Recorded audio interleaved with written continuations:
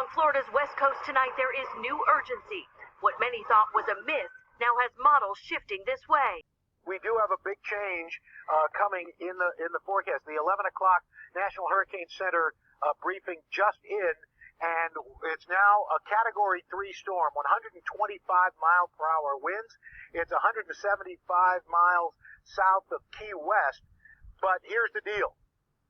Do not think, okay, well, things are getting better, it's weakening. It's been over Cuba, over land now, for the last 12 hours. Okay, so it's been cut off from its energy source. It hit Cuba as a Category 5 storm. We had video just in that showed all these roofs off in Cuba. And now it's going to go back out onto open waters. Here's the other thing. It's moving west at 9 miles per hour. So it's slowed down. It is now between Cuba and going into the Straits of Florida and waiting to get to the mainland, Florida. There's about 86 to 90 degree water in between those two places. So that gives it energy. It now has an energy source. So the National Weather Service, National Hurricane Center, is predicting that it's going to re-energize to at least a 4. And it looks like it will make landfall, hit the Keys probably sometime Sunday morning, and then come around here, around on Naples, Fort Myers, Sanibel Island, sometime around Sunday afternoon. Now, the good news is it slowed down enough that it will probably miss high tide. Put all your family members in here. Tonight throughout South Florida, chaos as more residents race against time to escape Irma's wrath. Very concerned. Very concerned. On gridlocked highways, searching for gas that's becoming harder to find. At the bus station, passengers with tickets, but no buses. They can't even give us an ETA on the buses. An estimated 500,000 people heading to more than 40 shelters today. When you see the destruction in the Caribbean, do you now wish maybe you'd left? Yeah, I suppose so. Some people finding there's no more room. Hurricane Irma, with winds of 155 miles an hour, doubled the size of Florida's most destructive hurricane, Andrew, in 1992. We are running out of time. The storm is almost here. If you are in an evacuation zone, you need to go now. This is a catastrophic storm that our state has never seen. And coming with Irma, a deadly storm surge up to 12 feet. Southwest Florida could see the most flooding. In just 6 inches of water, a car engine stalls.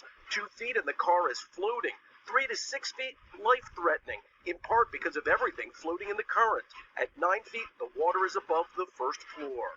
Despite the danger, some residents staying put, like Richard Chrysler, who made sure to secure all the boats at his marina club. I've got a gut feeling I haven't had before. This one is really scary. Some of the most vulnerable, the residents in trailer parks who cannot afford to leave. This is going to be wiped out. Authorities detaining the homeless to protect them against the storm. Throughout the day, last-minute shopping for crucial supplies. Police helping to manage out-of-control lines at this Home Depot.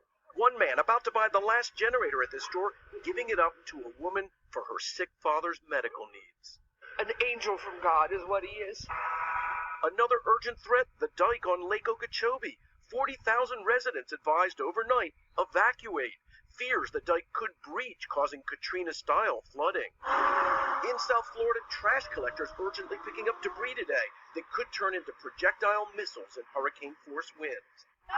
And at Zoo Miami, pink flamingos moved indoors. All 3,000 animals will shelter in place. Now with the storm less than 16 hours away, normal bustling coastal communities, including famed South Beach, virtual ghost towns. Kerry Sanders, NBC News, Miami.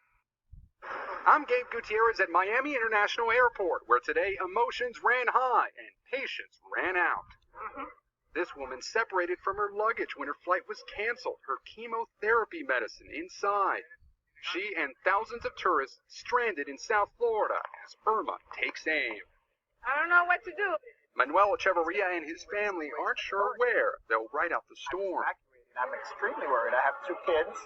I need to take care of my family.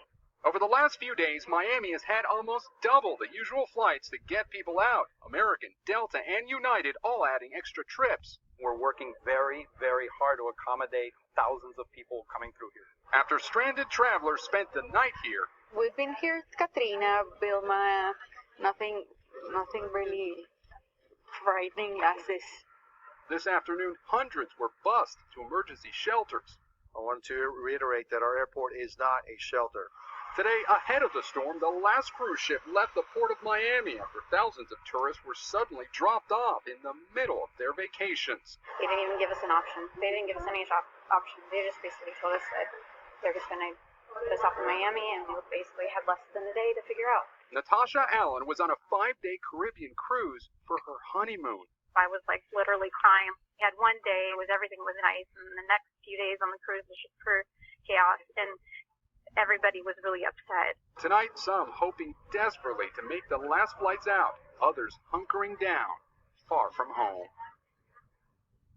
Airlines are now starting to wind down operations throughout Florida, including Miami, Fort Lauderdale, and Orlando. After all the chaos we saw here earlier today, it is now eerily quiet. The calm. We're not as far away from the center as we had originally thought. Grace and Frank Mazzarella scrambling to finish storm preps on Sanibel Island.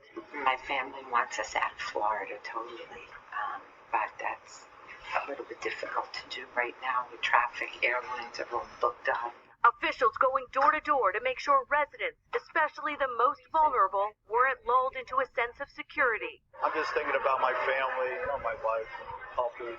The biggest issue here may be the storm surge, a wall of water coming ashore, leaving all of these low-lying homes underwater. Search and rescue teams are ready for anyone who doesn't get out in time. Pretty much anything that's going to help us gain access to something or someone is on this vehicle. Route 75, the major highway on Florida's west coast, is backed up for miles. Gas supplies are dwindling. Some places are running out of sandbags. The Velos family from Port Charlotte is evacuating, but couldn't find a place to go. All the hotels in Gainesville, Ocala, and Lake City, all of them were booked. So there was not a room available, so we had to sleep at a resting room with our kids. While others can only hope they didn't wait too long. By the grace of God, we'll survive again. Almost 2 million people call Southwest Florida home. When you add in tourists, that number goes way up. Where we are, the storm surge could get up to 12 feet, and Lester, that water could go way inland.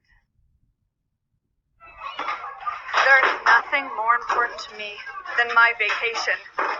So when I need to book a hotel room, I want someone that makes it easy to find what I want. Booking.com gets it. And with their price match, I know I'm getting the best price every time. Now I can start relaxing even before the vacation begins. Your vacation is very important. That's why Booking.com makes finding the right hotel for the right price easy. Visit Booking.com now to find out why we're booking.yeah. Early this morning, Hurricane Irma slammed into the southern Bahamas. Authorities say those evacuated may have nothing to go back to. In the Turks and Caicos, powerful winds snapped utility poles and crushed cars. The storm has already been deadly in the U.S. Virgin Islands. Today, catastrophic images are coming out of St. John. All these islands are in dire need of help. We need food, we need water, we need clothes. Heartbreak also on the island of Barbuda. Tour operator Craig Ryan using his boats now on a rescue mission to transport hundreds to safety. The road work has been washed away. It really looks like a complete disaster zone. Authorities now warning people to get out because another Category 4 storm, Jose, is on its way. Back in the Bahamas, a couple vacationing from Wisconsin couldn't get a flight out and are doing their best to keep family informed. Have they called you? Have they said they're worried about you? We've been texting a lot back and forth. Yep. Hurricane Irma is barreling north, and people here in Nassau are bracing for impact tonight and into tomorrow. Behind me is the end of the line, and this line snakes around the Germain Arena here. And as my cameraman pans away, you can see this is just the very end of this line. As we keep walking, Thomas, thousands of people are now trying to get into this shelter in Lee County. We were just in Collier County to our south. We were in Naples. Authorities there said that more than 11,000 people had been in shelters in Collier County. Those are full. So what is happening is all these people are coming to the Germain Arena from surrounding counties. And it's absolutely incredible how many people are here. We've spoken with several of them. And if I turn here, we can continue to see how long this line is. People are telling us that they've been waiting here for more than 5 hours. They showed up here before midnight. When that track shifted to the west, many of these folks had decided not to evacuate beforehand, but when that track shifted, they changed their minds. They are huge fears about storm surge. We're going to keep walking. We're not even a third, not even close, not even a quarter of the way done with this line. It wraps around the entire arena, and there are people here with special needs. There are senior citizens. There are kids here. You can see pets there. See members of the Army National Guard. It's unlike, it really was amazing to walk in here and see how long this line was. We expected there to be a long line. We had heard when we were down in Naples, they had opened an elementary school, and we had heard frustration from people that had been to 3 or 4 shelters, and they hadn't even, they had gotten to the point where they were frustrated because each one was filled to capacity. So then we decided to come up here because we heard that this one was the newly opened one. And people, again, have been telling us they've been waiting in the heat for over 5 hours. There have been rain bands that have come through here. And one woman told us she was just absolutely desperate. And as Aaron pans around over here, we're still not even halfway done. And so, Thomas, it's really remarkable to see just a few hours before the storm, the question becomes, where do these people go? What happens in the next few hours if they can't get inside? Now, the capacity here, as I understand it, is 7,000 or 8,000 inside this arena. We have not gotten an actual count of how many people are here waiting outside. But assuming it takes several more hours, we're expecting, the winds to pick up. You see some gusts here right now, and we see some of these rain bands picking up. These folks are worried that they're not going to be able to get inside. And then what happens is, if they can't get inside, where do they go? Because they keep being told that this might be the last shelter that they're going to be able to go to. So we have EMS here. We've seen some people with heat exhaustion. We've seen some people here with bottled water. Parking is a situation here. The folks that are trying to drop off their cars, they're parking quite a ways away. We're starting to get to maybe the last section of the line here. But it's just really remarkable, Thomas, when you see how many people just a few hours before Hurricane Irma makes landfall. This is a desperate situation. There was one woman who told us this is a point when desperation sets in. When you get to to a shelter, you would thought you didn't need to evacuate. All of a sudden it hits you. You got to go, and then you realize there's no place to go. And we know ready to finish. The governor right had here, said. Gabe, the governor had said that evacuations are not meant to be convenient, but to keep you safe. But 450,000 people are in shelters right now, and he said that there is still room for more. Have you talked with any officials on site to explain the lag time for processing, to let these people get in safely, since the governor has recommended that more people leave their homes, especially for the West Coast? Well, we have asked so far and haven't been able to speak with anybody on site. They do say they're the workers here, they say they're trying to process people as fast as possible. And I can tell you, Thomas, they've just gotten to the head of the line. This is where people are being let in. We can tell you, though, there's been a frustration among many of the people in line that there hasn't been enough information. They just don't know when, what the capacity is going to be and what the answer is. We're trying to find out if this does reach capacity, what happens to the people left in line, where do they go, and what other options they have. Local authorities here on the West Coast and on the East Coast, they've been opening up more and more of these shelters, but time is running out. We only have a very short amount of time before the storm hits. And so I suspect that some of the people towards the end of this line might get frustrated, and if we get some rain bands in the next few hours, they might decide, listen, it's just not worth it. I'm going to need to go home and ride this one out. And if you're in a mandatory evacuation zone, that's a really tough place to be, Thomas. The storm's here. Hurricane Irma is now impacting our state. Southeast Florida is already experiencing tropical storm force winds, and nearly 25,000 people have already lost power. This is a deadly storm, and our state has never seen anything like it. The threat of significant storm surge flooding along the entire west coast of Florida has increased, and 6 to 12 feet of impacts above ground level is now probable. 6 to 12 feet. This will cover your house. If you've ever watched how storm surge works, it flows in fast, very fast, then it flows out. You will not survive all this storm surge. If you have been ordered to evacuate, you need to leave now. Do not wait. Evacuate. As the day begins here in Nassau, the skies are gray, and that pretty much reflects the mood of so many people in the Caribbean.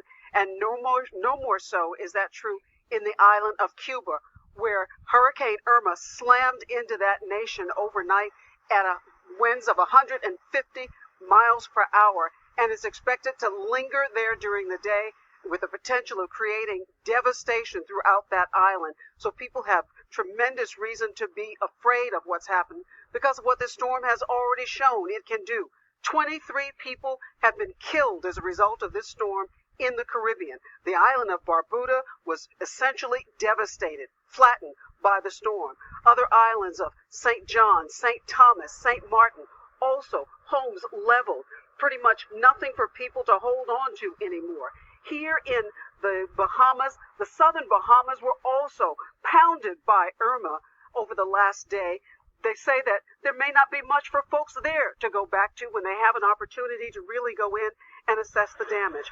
Here in this area, a hurricane warning remains in effect for northeast and central Bahamas where I am.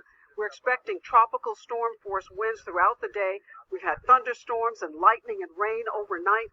While people may say that we haven't had the worst of it here, we're not out of this storm just yet. And the pictures are still devastating. Rahima, thank you.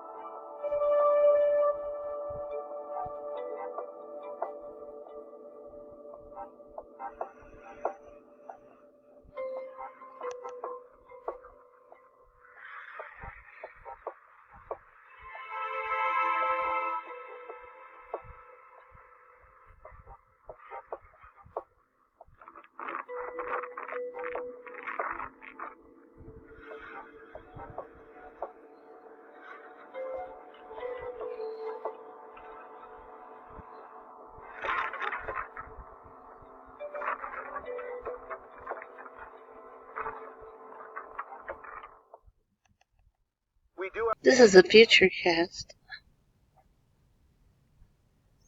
This is where it is now.